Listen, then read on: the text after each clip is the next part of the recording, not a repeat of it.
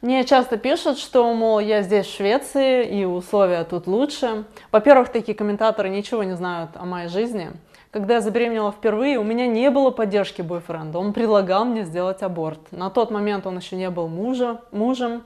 У него вроде как была подружка, короче, депрессняк. Родительская поддержка у меня была, но они в Новосибирске, а я в Германии на тот момент жила. И у меня ни разу не забрежила идея убить своего ребенка. И я вам сейчас открываюсь только ради того, чтобы поддержать тех, кто сейчас в той же ситуации, а не потому, что хочу выкладывать свою жизнь на обозрение. Нет, не хочу. Во-вторых, при чем здесь условия? Я не бог, чтобы решать, что человека лучше убить, чем оставить его жить, вне зависимости от географического положения. Я не бог в Швеции, и я не бог в России. Я не могу самовольно решить, жить человеку или не жить. У меня нет такого права, и у вас нет. Скажу еще больше. Если вы не высказываетесь в защиту жизни, то вы причастны к убийству 200 тысяч детей абортами во всем мире ежедневно. Потому что молчание – это согласие. Вы должны стать активистом, неважно в каком виде, все, что вам по душе. Можно даже переслать это видео знакомым.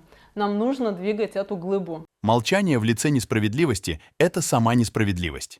Мы не несем ответственности только за то, что делаем, но и за то, чего не делаем. Мартин Лютер Кинг-младший. Слова, которые мы не говорим, могут быть самыми смертоносными из всех. Пабло Неруда. Если вы нейтральны в ситуациях несправедливости, вы выбрали сторону угнетателя. Десмонд Туту. Сегодня погибнет 200 тысяч нерожденных детей, в год 73 миллиона. Флаги в этот день не будут спущены, президенты не будут плакать, СМИ не будут гипервентилировать. Нормальный день такой. Выскоблили, отравили и расчленили сотни тысяч детей. Так-то мы цивилизованные. Сколько детей из детского дома взяли на воспитание лично вы? Для того, чтобы не убивать собственных дочь или сына, не обязательно воспитывать детей из детского дома. Для того, чтобы не прикончить собственного ребенка, не обязательно решить все проблемы мира. А решать их начать можно, перенаправив средства, предусмотренные на аборты. Как всегда, это дьявольская инверсия.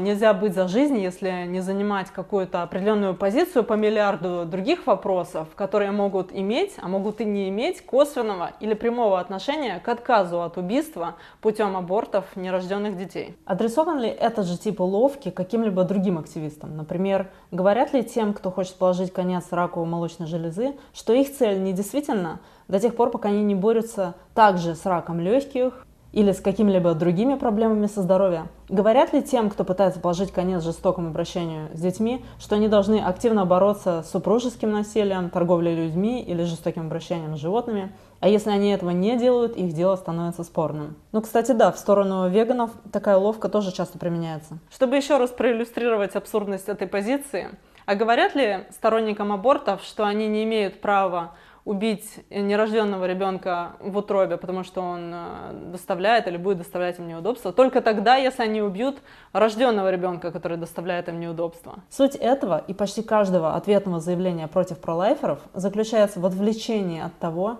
что процедура аборта делает самыми невинными и беззащитными в нашем обществе. Нам нужно сфокусировать внимание на прекращении худшего нарушения прав человека в истории и не поддаваться всему, что нам бросают те, кто его поддерживает. С другой стороны, для того, чтобы делать добро, необходимо полностью отказаться от участия в преднамеренных злых поступках. Здесь, значит, одного прикончу, а здесь дерево посажу. Такого сорта добренькие поступки полностью сводятся к нулю дьявольскими дениями. Минус на плюс дает минус карме. Если вы уговорили женщину не делать аборт, будете ли вы потом обеспечивать ее ребенка, отвечать за него и во всем помогать матери? То есть я теперь несу ответственность за решение женщины идти в спальню.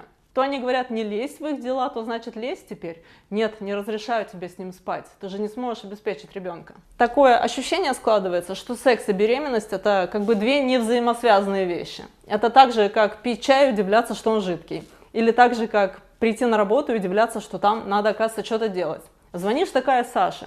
Саша, ты почему за меня не работаешь? Мне за квартиру надо платить. Ты чё? Если я уговорила женщину не делать аборт, я спасла жизнь человеку, а заодно и предотвратила повышенный риск рака у нее. Женщины, сделавшие аборт, имели более высокий риск рака молочной железы по сравнению с женщинами, которые никогда не делали аборт. Риск увеличивался по мере увеличения количества абортов.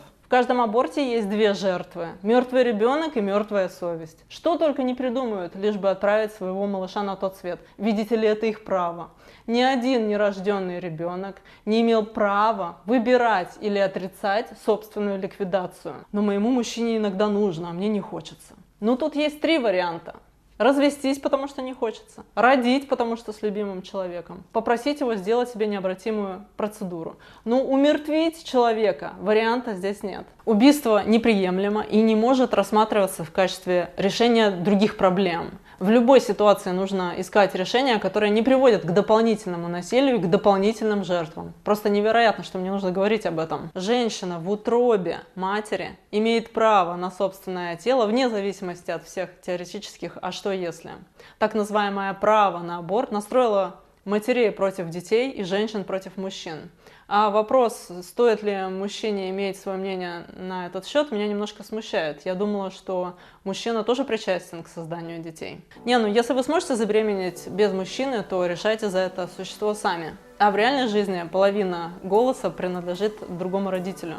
Вы же не угробите полугодовалого малыша, потому что проводите с ним больше времени, чем отец. Муж такой приходит с работы, а жена ему: слушай, я же весь день вожусь с ребенком. Я и решила, что мне без него легче будет. Дьявольский абсурд.